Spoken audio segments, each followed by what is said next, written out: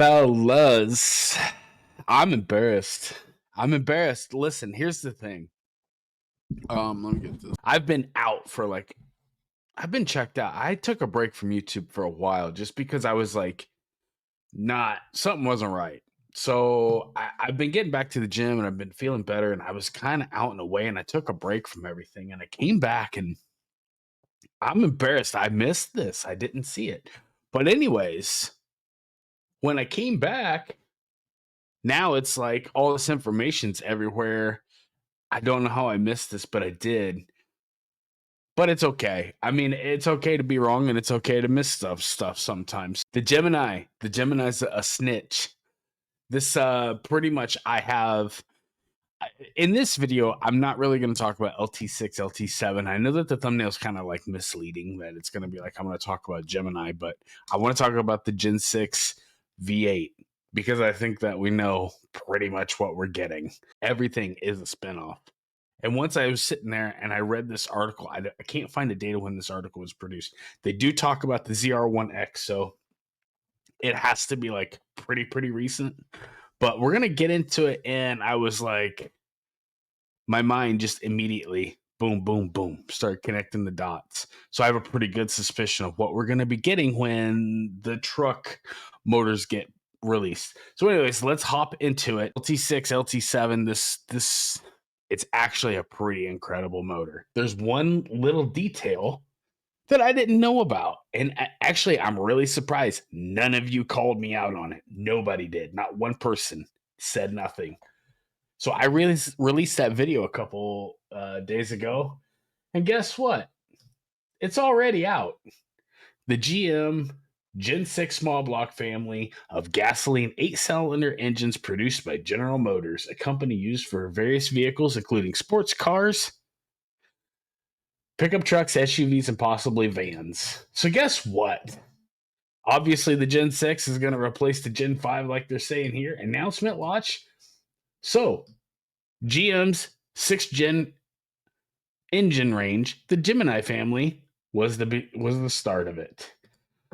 So, we've already got a Gen 6 right in front of us. I did not know that.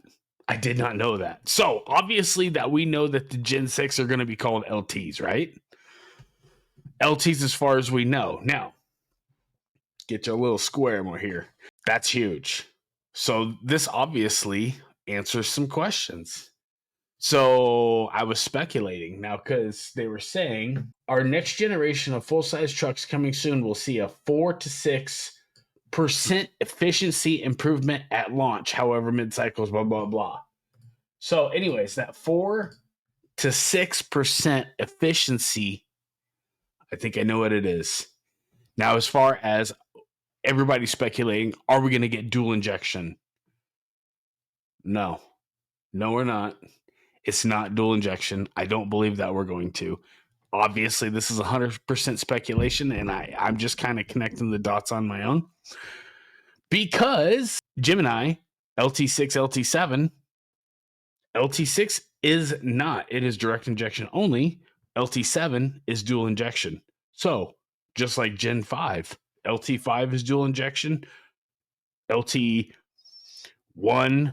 2, 4 is not. So that pretty much answers our question right there. So as far as the truck motors, that's what we're going to be getting. The 7 and the 6.6 is going to be completing the ensemble. So now that we know that they're going to be called LT, we now know that some of them are going to be directed injection, and this, I think, is going to be the 4 to 6% increase in efficiency. So aside from that, actually, let's just bring this in here. I'm gonna say this. I'm not alone on this because I've noticed some other content creators. I understand my internet's been glitching and twitching. The freaking clouds cloudy as hell. So what I'm going to do is I'm going to give it like a run and go, like a couple 5 seconds, because I've noticed that once it kind of buffers and catches up, it's not my fault, dude. I have the fastest internet, the fastest of everything. I'm paying for it. I got booster signals. I got everything. Work with me here, fellas. So anyways, LT6. This is what I think we're going to get our 4 to 6% efficiency. And it tracks because Ford Gen 4 Coyote is already doing it. So Ford does it, GM does it, and then away we go. So, anyways, I found this one video here, and I'm just going to stop it, but it's the dual plenum intake. So building up from there, obviously the name of the game with a flat plane crank high-revving engine is tuning the airflow. That's where the benefit is at high speed. So as you can see, inside our dual plenums, we have individual trumpets for each cylinder. Okay, so you see those 3 valves right here. The 1, 2, 3, those are made to actually balance each bank. So you have dual plenum, plenum 1, plenum 2, and you can see those trumpet style intakes. They're not uniformly filed because as air just rushes in an intake, the way that the pressure builds up and the route that each pocket of air travels to. I listened to Brian Tooley talk a lot about this, and it was pretty crazy how they actually came up with their own intake, how they actually got everything to equalize out. But air and the reverberation, there's a lot of things. There's a lot of science that goes into like these intake manifolds. So those trumpets are not actually like the uniform. They're actually all individually. They kind of shaped them and positioned them how they need to be according to the airflow, the bench testing, and everything that they've done through the CAD design.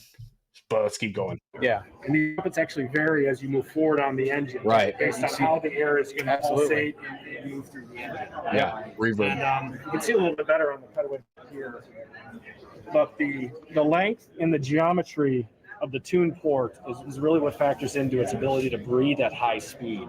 This is crazy. This is really crazy. Listen to what he has to say. And from peak torque up to peak power, the volumetric efficiency of the induction system is greater than 1. So if you think about it, you're getting more air in than at the pressure. It's almost, I hate to say it's boost, but you are getting more air in the cylinder or pressure in the cylinder than atmospheric. Incredible. Because of the velocities and tuning in the intake. Yes. And that's further enabled by the 3 tuning valves in the middle. So these actuate, the rear 2 actuate together. I would say rear, so look at this. It's really the front of the car. These actuate together. This one actuates independent. So those 2 sets of them will move independent of each other throughout the RPM band to maximize torque output. Okay. Wow. Twin 87 millimeter throttle bodies. Low restrictions, the name of the game, eventually aspirated. Feed the beast. Wow. The valve train airflow, obviously. Okay. So he's going to move into the exhaust. But I'm just going to say this. I can testify because for those of you that followed my Z01 build, I always complained when I had that ported blower and stock throttle body that it was always like, blah, blah, blah, blah, when you'd fucking blip the throttle. And it was nothing to do with killer performance. It was nothing to do with the tuning. It was just the motor couldn't freaking suck in enough air. So I had the 89 millimeter throttle body, and it had that big cavity, that ported blower back behind it. Now it was only a 1.7 liter, but you get what I'm saying. There's no better way. Like, this is the ultimate of the ultimate. And the simple fact that they're plastic, I went through and priced it, and those LT6 intakes are like $900. The MSD Atomic is still like almost $1,500. So they're going to be able to mass produce these things like, oh, this is going to be freaking crazy. I cannot wait for this motor to come out. Can you imagine a 6.6?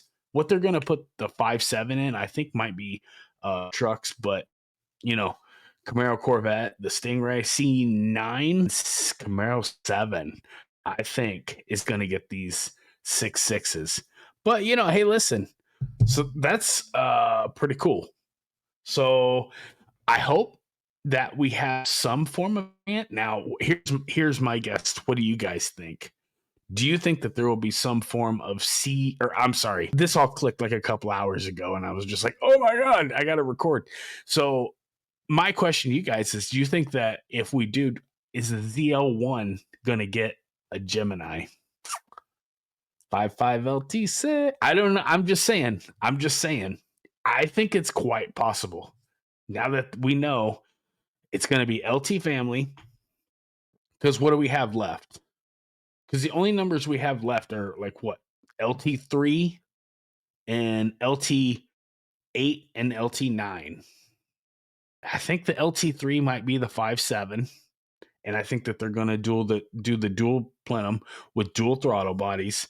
That's going to be your efficiency for the air intake. I think the 6.6 also going to, they're going to incorporate the dual. I think that both of them are going to have to be push rod, because just like the LS, what I was saying in the previous video, in order for Chevrolet to be mass producing these things and really making the most of it, they're going to have to branch out into other projects. And the only way they're going to do that is to keep it compact, keep it a real big powerhouse like it's always been, and keep it cheap and mass produced.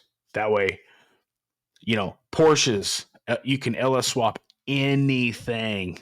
I've seen Mazda Miatas. I've seen, like, dude, there's so many things that kit cars. I think that in order to keep this viable and keep it popular, keep it alive, in order to just keep the aftermarket freaking cranking along, I think that this is going to be the way that it goes.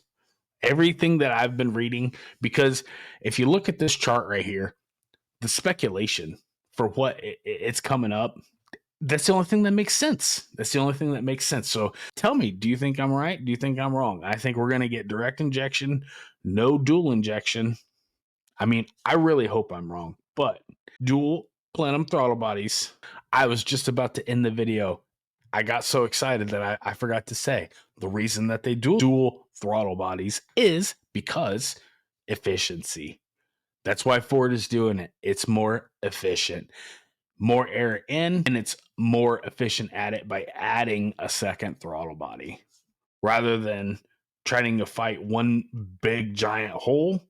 Two smaller throttle bodies, easy to produce, easy to mass produce. I hate to say it, it's a lot more efficient at getting air into the combustion chamber, especially now that everything's direct injection and everything is happening inside the combustion chamber. I think that's the way it's going.